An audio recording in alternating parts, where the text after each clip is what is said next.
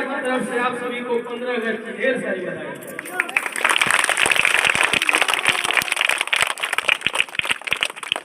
प्रधानाध्यापक महोदय, शिक्षकगण, अभिभावकगण, नवयुवक साथी और मेरे प्यारे बच्चे, आप सभी को 15 अगस्त की ढेर सारी शुभकामनाएं।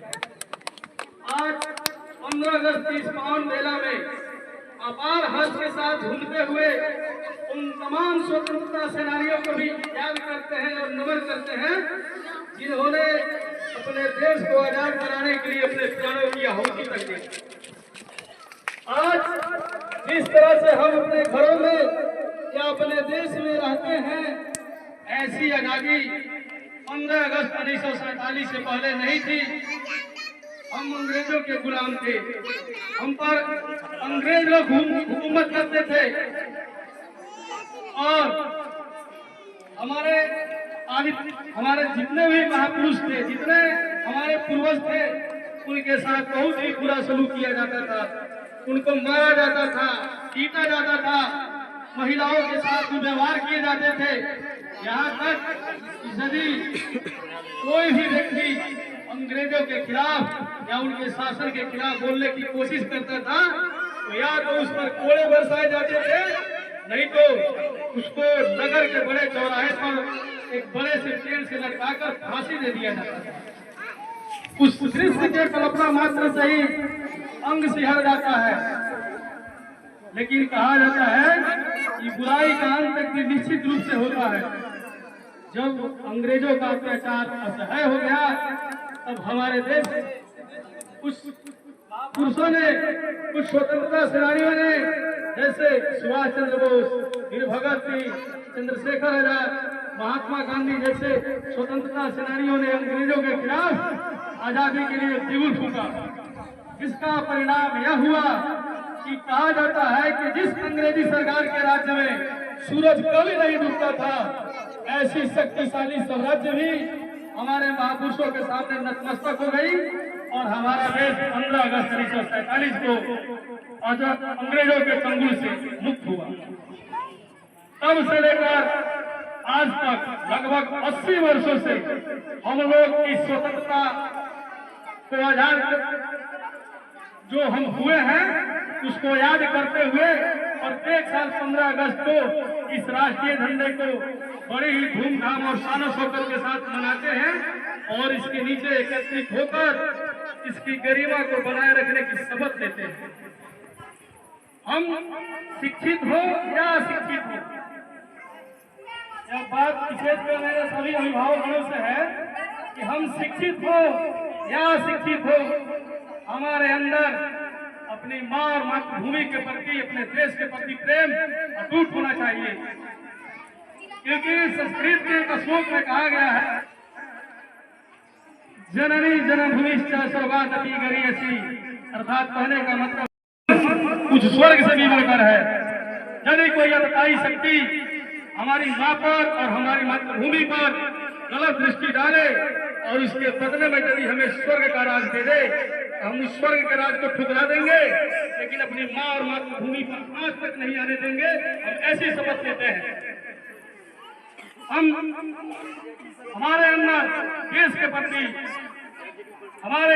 के प्रति लगाव और प्रेम इस कदर से होना चाहिए कि कोई भी अतताई शक्ति हमारे देश पर कब्जा करने से पहले 100 वर्ष जिस व्यक्ति में देश के प्रति प्रेम नहीं है, जिस व्यक्ति में देश के प्रति लगाव नहीं है, वो इंसान नहीं है, बल्कि एक पत्थर के समान है। इसलिए कहा जाता है कि भरा नहीं जो भावों से जिसमें बहती रफ्तार नहीं, भरा नहीं जो भावों से जिसमें बहती रफ्तार नहीं, हृदय नहीं वो पत्थर है जिसमें देशभक्ति का प्यार नहीं। इसलिए हमारे अंदर देश के प्रति प्रेम कूट कूट कर भरा होना चाहिए। इस 15 अगस्त के पावन अवसर पर हमारे सामने हमारे बहुत से नौजुवान भाई भी खड़े हैं। मैं उनको 2 शब्दों से एक संदेश देना चाहता हूँ। मेरे बात में भले ही थोड़ी वल्गरता हो सकती है, लेकिन आप लोग उसके फैक्ट पर ध्यान दीजिए। जरूरी नहीं तभी जाकर हम देशभक्ति अपने आप को साबित कर सकते हैं। हमारे समाज में जो भी हमारा ऐतिहासिक धरोहर है, हम उसकी सुरक्षा प्रदान करके भी अपने आप को देशभक्त साबित कर सकते हैं। कहा जाता है कि कभी कभी रातों में तकती आंख भी एक अच्छा नींद हो सकती है। कभी कभी रातों में तकती आंख भी एक अच्छा नींद हो सकती है। आंखों की बारिश होठों के दरिया को भिगो सकती है। सरहद पे उन दीवानों ने मर के मिट के यह बता दिया, महबूब महज लड़की नहीं, या मिट्टी भी हो सकती है, या मिट्टी भी हो सकती है। मेरा आगे का संदेश हमारे प्रिय छात्र छात्राओं के लिए है।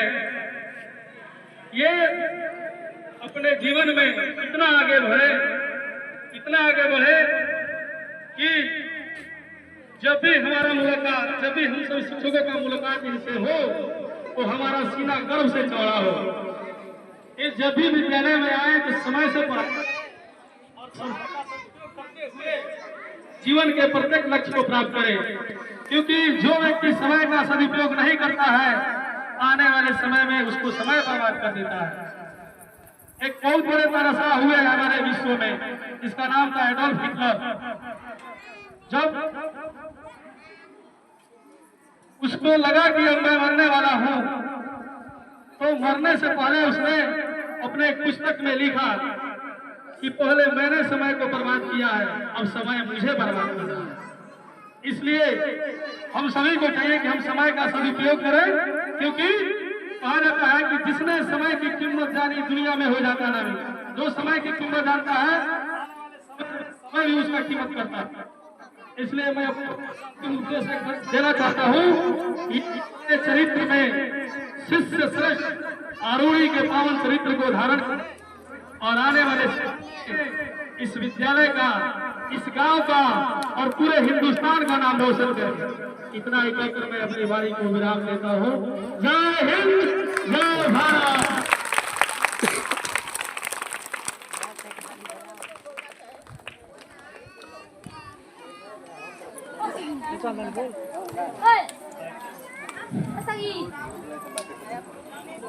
इस विद्यालय की एक छात्रा है, जयपुर की छात्रा है, वो इस 15 अगस्त के पावन अवसर पर 2 शब्द बोलना चाहती है।